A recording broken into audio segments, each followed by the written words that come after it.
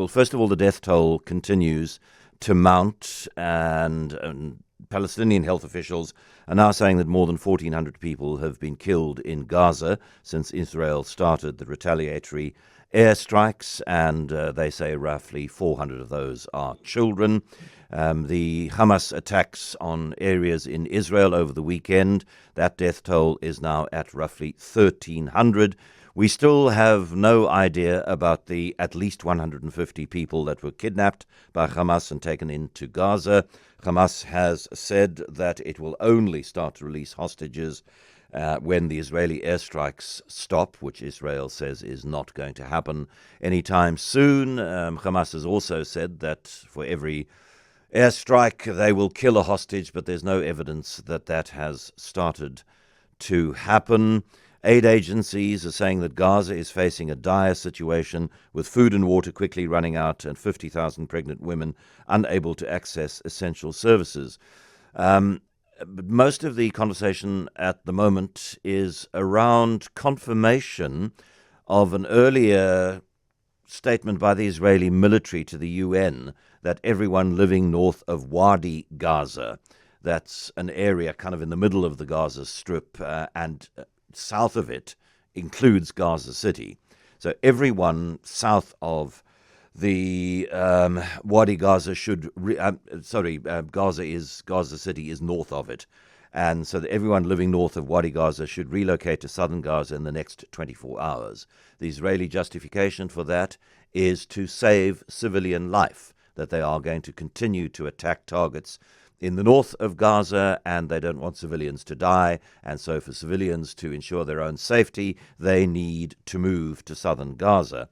The UN says that that will amount to approximately 1.1 million people, about half the population of the entire Gaza Strip. And the UN says in a statement, the United Nations considers it impossible for such a movement to take place without devastating humanitarian consequences. In response, Israel's ambassador to the UN has said that Israel is giving an early warning to the residents of Gaza and is trying to minimize harm to those not involved in the military operation against Hamas. And I quote Gilad Erdan, "For many years, the UN has turned a blind eye to the arming of Hamas and its use of the civilian population and civilian infrastructure in the Gaza Strip as a hiding place for its weapons and murder. Now, instead of standing by Israel, whose citizens were slaughtered by Hamas terrorists, it preaches to Israel. It is better for the UN to focus now on returning the hostages, condemning Hamas, and supporting Israel's right to defend itself." We're joined now via Zoom by Mairav Zonszein, who's a senior analyst on Israeli-Palestinian issues at the International Crisis Group. Mairav, good morning. Good morning, John. Has there any sign of movement of people living in Gaza, according to the directive from the UN, from the Israeli government? I'm not aware, since this is something that's been unfolding, I think, in the last hour or so. I have seen a report that Hamas is saying that this is fake propaganda and that citizens or residents should remain in their homes. I'm not aware of exactly what's happening on the ground there right now. Okay. And I presume if this were to happen, Israel would, and again, we probably don't know because they haven't spelled this out, whether they would institute a 12-hour truce in the bombing to allow people to make the move? I'm also not aware that that's happening currently. I'm sure that there are some talks happening behind the scenes about how exactly this is going to take place. What we know from Israel is that it has decided that Hamas will no longer be a governing political or military power in the Gaza Strip. And so it seems like the first phase of this is to obliterate certain areas in the northern Gaza Strip. That's what we know at this point.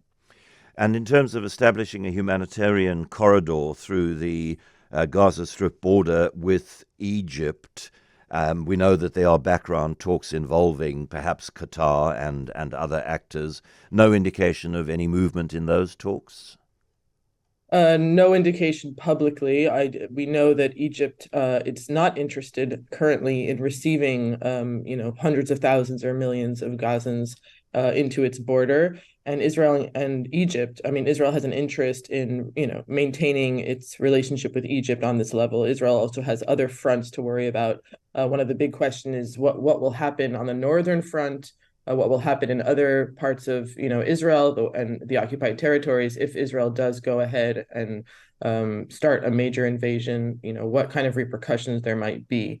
I would certainly hope that international players would insist on a humanitarian corridor, but at this point, I don't know if and when that will happen. And what would be the sense among most Israelis that the ground invasion will happen? The IDF has said that the movement of troops to the borders of the Gaza Strip is kind of precautionary. No orders have yet been given. That decisions around a full-on ground invasion have yet still to be taken. But is it your sense that most Israelis are expecting a ground invasion, perhaps supporting the prospect of a ground invasion? I mean, I think Israelis are still in shock and they're also enraged. They're enraged not only at what happened and at Hamas, but they're also enraged at their own government. Many of them have become very vocal against members of the government and Netanyahu specifically for essentially leaving them exposed and vulnerable in the south, for not living up to their contract to keep them safe. So there is a desire for revenge and a fear that the South can never be repopulated again with Israelis. I think that it's pretty clear that Israel is preparing, and there is consensus that there must be a major military operation that eliminates Hamas, as the leadership has put it. The question is how that will happen, how long it will take, what the price will be. But the consensus, certainly in the political echelon, and I think also in public opinion, is that Israel cannot continue to have Hamas at its southern border. A lot of international media attention at the moment is almost fully focused on what is happening in Gaza as the death toll continues to rise. The Israelis say they've dropped more than 6,000 bombs. That was said late yesterday. There might be more now. And the death toll is rising within Gaza, and the humanitarian situation is getting significantly worse. But in terms of ongoing Israeli casualties, are there still... I mean, there's nothing like the full-blown incursion by Hamas fighters into Israel over the weekend, but are there still mortar attacks? Are there still possibly Hamas fighters that haven't been rounded up within Israel? There are still infiltration attempts and threats in the south. It could be that some of the Palestinian militants or Hamas militants that came in on Saturday have been in hiding. And have been able in various ways to still try to attack certain communities. Those threats have been removed for the most. There hasn't been any casualties as a result of that. There have been casualties since Saturday by rocket attacks. So many rockets at once that the Iron Dome defense system has not been able to intercept all of them. So there have been some direct hits, people who are either severely wounded, or I think one or two have been killed as a result. What's the off-ramp from this, Mairav? I described it as the highway to hell that Yeah. that the combatants are on at the moment. An off-ramp isn't in sight at the moment, but what needs to happen for there to be an off-ramp that takes us off the highway to hell onto, a potholed minor road that might have peace as a destination? Right. Well, as you said, I don't see it happening anytime soon. But the severity of the attack on Israel is quite clear, I think, to the world. But maybe less clear is the fact that Israel's policies regarding the occupied territories has continued unabated for decades. And the siege on Gaza specifically has become a norm. And this is something that was expected to be untenable. And so the only way to get out of this, I mean, currently what needs to happen, of course, is a freeing of the hostages, a negotiations towards a prisoner release, and a cessation of hostilities.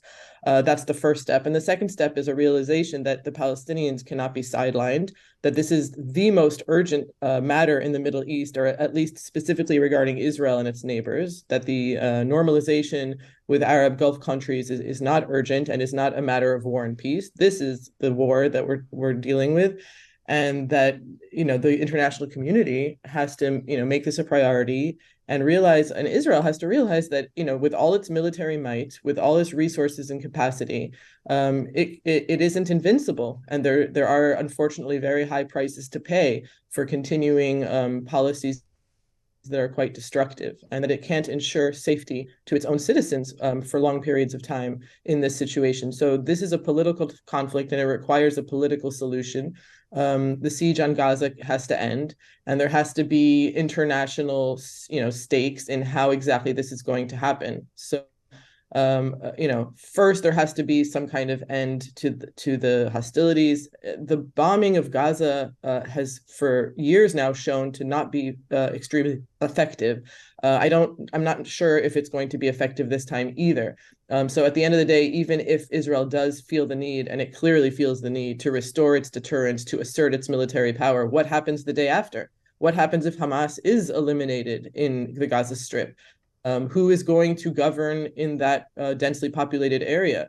What happens to Hamas supporters in other parts of the Middle East? These are questions that people, need to come up with answers to. So there's no easy solution. But the loss of civilian life on such a large scale is certainly not going to bode well for anyone. Thank you very much indeed to Mairav Zonszein, an Israeli-American who is a senior analyst on Israel-Palestine issues at the International Crisis Group.